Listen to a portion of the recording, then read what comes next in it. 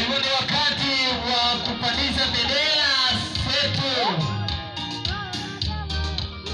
Bendera ya Kenya, bendera ya Master Guide, bendera ya Ambassadors, pia bendera ya Pathfinders na Adventurers.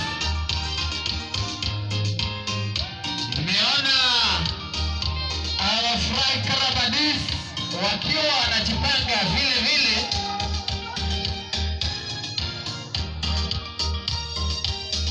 Hivyo wale komanda wangu ambao walikuwa wanaenda kwa nafasi,